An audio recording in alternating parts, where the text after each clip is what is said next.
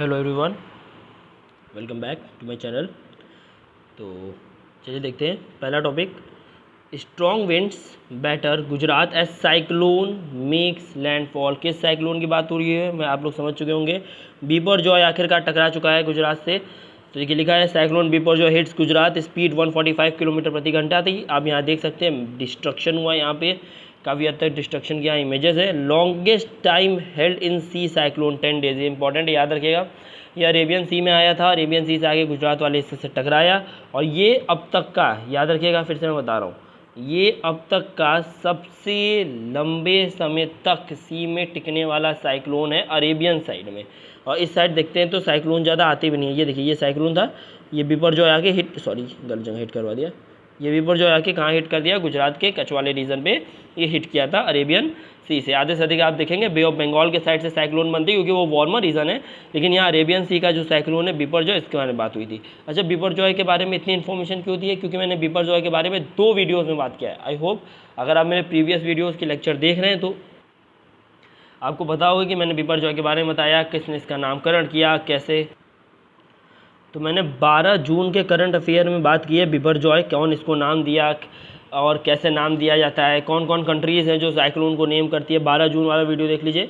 और 14 जून को भी कुछ इन्फॉर्मेशन आई थी बिपरजॉय के बारे में कि हिट करने वाला है। खैर ये इतना इंपॉर्टेंट नहीं है, खैर आगे देखते हैं।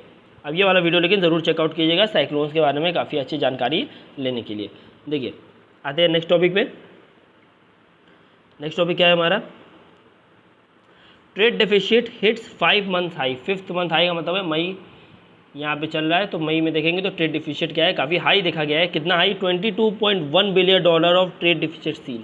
सबसे पहले अगर आपको यही नहीं पता कि भैया ट्रेड डिफिसिट होता क्या है तो आगे का टॉपिक पढ़ने का कोई मतलब नहीं है, इसलिए पहले मैं आपको दोनों टर्म समझा देता हूँ।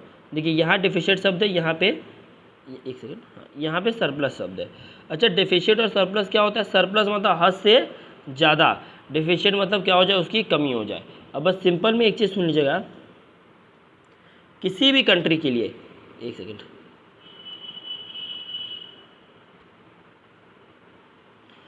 किसी भी कंट्री के लिए उसका जो एक्सपोर्ट होता है अगर वो हाई हो तो उसके लिए अच्छा होता है। ठीक, जैसे कि आप भी मान लीजिए आप अपना कोई सामान बेच रहे हैं तो आप जितना ज़्यादा अपना सामान बेचेंगे आपके लिए अच्छा है ना, कि आप दूसरे का सामान जितना भरेंगे वो अच्छा है। तो किसी कंट्री के लिए अगर उसका एक्सपोर्ट ज़्यादा है और इम्पोर्ट कम है, एक्सपोर्ट ज़्यादा है मतलब भेज ज़्यादा रहा है, ले कम रहा है, तो हम कहते हैं कि भैया वो कंट्री कहाँ चल रही है, आपकी ट्रेड सरप्लस में चल रही है, डिफिसिट में नहीं। क्या चल रही है? सरप्लस में चल रही है, यानी कि उसका एक्सपोर्ट क्या है, ज़्यादा है, देखिए वजन, और इम्पोर्ट क्या है, कम है। लेकिन जस्ट इसका अगर आप उल्टा कर देंगे, यानी कि उल्टा मतलब क्या हो जाए, आपका एक्सपोर्ट क्या हो जाए, कम हो जाए, और आपका इम्पोर्ट ज़्यादा हो जाए, तो ये बुरा होता है और इसी को क्या बोलते हैं, ट्रेड डिफिसिट। यहाँ आप देख सकते हैं एक्सपोर्ट का वजन क्या हो गया, कम हो गया है, और इंपोर्ट का वजन क्या हो गया, बढ़ गया है। मतलब आप इंपोर्ट ज़्यादा कर रहे हैं, एक्सपोर्ट कम कर रहे हैं। हुआ क्या, ट्रेड डेफिसिट, देखिए यहाँ लिखा हुआ है वही बात। अब trade deficit occurs when our imports are higher and export is less. Import ज़्यादा कर रहे हैं, एक्सपोर्ट कम कर रहे हैं। ट्रेड सरप्लस कब होता है? जब हमारा एक्सपोर्ट क्या होता है, हायर होता है, और इंपोर्ट कम होता है। आई होप आप समझ गए होंगे, मैंने दोनों चीज़ आपको बता दी है। आइए, ये रहा एक अल्ट्रा इंपॉर्टेंट टॉपिक। टॉपिक का नाम क्या है, BIMSTEC adopt Bangkok vision at the next summit. अच्छा देखिए, इसमें बस हमें पहली चीज़ तो ये बिम्स्टेक आप देख रहे होंगे, कई लोग को नहीं पता होगा बिम्स्टेक क्या होता है। तो सबसे पहले बिम्स्टेक के बारे में कुछ जानकारी ले लेते हैं। तो its full form is Bay of Bengal initiative for multi sectoral technical and economic operation. क्या नाम है, बिम्स्टेक का फुल फॉर्म है ये। इसमें 7 कंट्रीज है इसके पार्ट में, ये देखिए 7 कंट्री हैं, India, Nepal, Bhutan, Bangladesh, Myanmar, Thailand, Sri Lanka. तो अब ये देख सकते हैं यहाँ पे 7 कंट्रीज़ हैं इसका पार्ट। ये किसके इसके ऊपर काम करता है? बिल्कुल ये ट्रेड और इन्वेस्टमेंट के ऊपर काम करता है, टेररिज्म से लड़ने में मदद करता है। पूरी दुनिया का इंपॉर्टेंट लाइन है, पूरी दुनिया का 22% आप देखेंगे इस बिम्स्टेक के अंदर ही है। मतलब पूरी दुनिया की पॉपुलेशन का 22% किसके अंदर है, बिम्स्टेक के अंदर है। और कुछ देखेंगे यहाँ पे बिम्स्टेक के बारे में मैंने काफ़ी अच्छी इन्फॉर्मेशन यहाँ पे कलेक्ट कर ली है, तो आप इसको देख लीजिए। बिम्स्टेक के बारे में क्या क्या पता होना चाहिए, बिल्कुल देखिए, देख लीजिए ये क्या है। इसमें 7 आपके कंट्रीज़ बिलोंग करते हैं, बांग्लादेश, भूटान, नेपाल, इंडिया, थाईलैंड, ये कौन है, म्यांमार, और ये है श्रीलंका। फाउंड कब किया गया था इसे? 1997 में बैंकॉक डिक्लेरेशन के द्वारा। इसका फुल फॉर्म जैसा मैंने बताया था, the Bay of Bengal initiative for multi sectional technical and economic cooperation इसकी फुल फॉर्म है। अब देख लीजिए कुछ चीज़ें आपको दिखा देता हूँ। 7 मेंबर की कंट्री है, फिर से वही सारी कहानी है। ये रहा आपका भारत, नेपाल, भूटान, बांग्लादेश, म्यांमार, थाईलैंड और श्रीलंका। ये श्रीलंका है।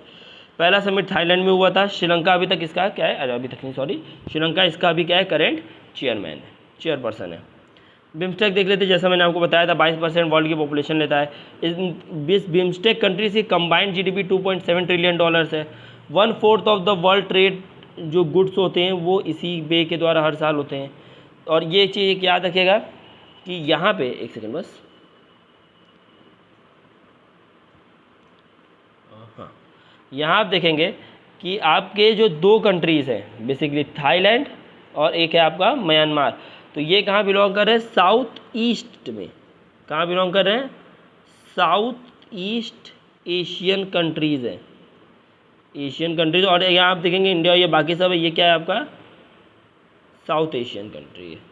ये इंपॉर्टेंट छोटा सा पॉइंट था, मैंने आपको बता दिया। अब इसको याद है कि बिम्स्टेक के बारे में मैंने आपको सारी इन्फॉर्मेशन दे दी है। आइए आते हैं अगले टॉपिक पे। अगला टॉपिक क्या है, तो देखिए अगला टॉपिक है इंडिया टू बाई 31 MQ-9। ये देखिए ये एक MQ-9 की इमेज है। MQ-9 रिपर UAV यानी अनआर्म्ड व्हीकल, जो ड्रोन्स वगैरह होते हैं उनको UAVs बोलते हैं। तो UAV announcement during the US trip. तो US ट्रिप आप जानते हैं, प्रधानमंत्री US गए थे, US में उनकी ट्रिप हुई, बात हुई वहाँ के प्रेसिडेंट के पास। वहाँ से हमने क्या किया, 31 MQ-9 UAV रिपर्स का अनाउंसमेंट किया गया कि जल्दी ये भारत में आएगा। किसके लिए आएगा, जाहिर सी बात है हमारे एयरफोर्स के लिए आएगा, हमारे नेवल फोर्सेस के लिए आएगा। तो यहाँ जॉइंट एयर डिफेंस फोर्सेस के लिए आएगा, जहाँ पे आपका इंडियन एयरफोर्स ये रहा, इंडियन नेवी ये रहा, इंडियन आर्मी ये रहा। अच्छा, किसको कितने कितने ड्रोन्स मिलेंगे देख लीजिए यहाँ पे इंपॉर्टेंट लाइन, यहाँ पे 15 ड्रोन नेवी को मिलेंगे, 8 ड्रोन आर्मी को और 8 ड्रोन एयर फोर्स को। टोटल नंबर ऑफ ड्रोन कितने हैं, 31 ड्रोन यहाँ पे मंगवाए जा रहे हैं। और यहाँ आप देख सकते हैं बहुत खूबसूरत सा इमेज है। यहाँ पे आप देखिए हमारा तिरंगा भी यहाँ कुछ हद तक बनते हुए दिख रहा आपको है। लास्ट टॉपिक देख लेते हैं आज का। तो लास्ट टॉपिक आज का क्या है, पोकल्ली राइस। अब पोकल्ली राइस क्या है, देखिए सबसे पहले ये सॉल्ट वाटर रेजिस्टेंट राइस है। ऐसी राइस जो क्या कर सकती है, खारे पानी में उग सकती है। नॉर्मल पानी जो चावल होते हैं वो खारे पानी में नहीं उग सकते, लेकिन ये सॉल्ट वाटर रेजिस्टेंट राइस है, इसलिए फार्मर्स द्वारा इसे बहुत पसंद किया जा रहा है। इसको सबसे ज़्यादा केरल में उगाया जाता है, याद रखिएगा। अब देखिए क्योंकि इतना इंपॉर्टेंट है भैया कि सॉल्ट रेजिस्टेंट है, सॉल्ट वाटर में उग रहा है, तो इसको GI टैग भी मिला है। GI का मतलब होता है जोग्राफिकल इंडिकेशन टैग। हमने क्या किया, हमने बायोटेक का यूज़ किया, बिल्कुल बायोटेक का यूज़ किया और एक वैरायटी बनाई। उस वैरायटी का नाम था, एक सेकंड जी, विटिल्ला 11। तो लेटेस्ट वैरायटी है किसकी, पोकल्ली राइस की, जिसको डेवलप किया गया है कहाँ, केरल एग्रीकल्चर यूनिवर्सिटी में। अच्छा, क्या इसके पास कुछ और भी प्रॉपर्टी है, बिल्कुल इसके पास मेडिसिनल प्रॉपर्टीज़ हैं। और मेडिसिनल प्रॉपर्टीज़ के साथ इसके अंदर कार्बोहाइड्रेट कम है और एंटीऑक्सीडेंट ज़्यादा है। यही तो चाहिए। नॉर्मल चावल में आप देखेंगे तो कार्बोहाइड्रेट्स की मात्रा, एक सेकेंड, कार्ब्स की मात्रा जो होती है हाई होती है और एंटीऑक्सीडेंट्स की मात्रा कम होती है। इसके अंदर जस्ट अपोजिट है, कार्ब की मात्रा लो, एंटीऑक्सीडेंट की मात्रा हाई। तो अब हर जगह देखेंगे पोकल्ली राइस आपके लिए क्या हो जाता है, बहुत इंपॉर्टेंट हो जाता है। ये देखिए ये आपके फार्मर से जो पोकल्ली राइस का कल्टिवेशन करते हुए आपको दिख रहे हैं। चलिए आज के लिए इतना ही। मैं जानता हूँ दोनों वीडियोज़ बहुत छोटे छोटे थे, टाइम भी बहुत ज़्यादा हो चुका है। देखिए 16 जून और रात हो चुकी है। खैर आज लेट हो गया, अब से मैं एकदम टाइम पे आपके वीडियोज़ डाल दिया करूँगा। चैनल को लाइक कीजिए, शेयर कीजिए, सब्सक्राइब कीजिए। टेलीग्राम ग्रुप ज्वाइन कर लीजिए PDFs वगैरह के लिए। टेलीग्राम ग्रुप का लिंक मैं आपको डिस्क्रिप्शन में दे दूँगा। थैंक यू, मिलते हैं आपसे नेक्स्ट वीडियो में। जय हिंद।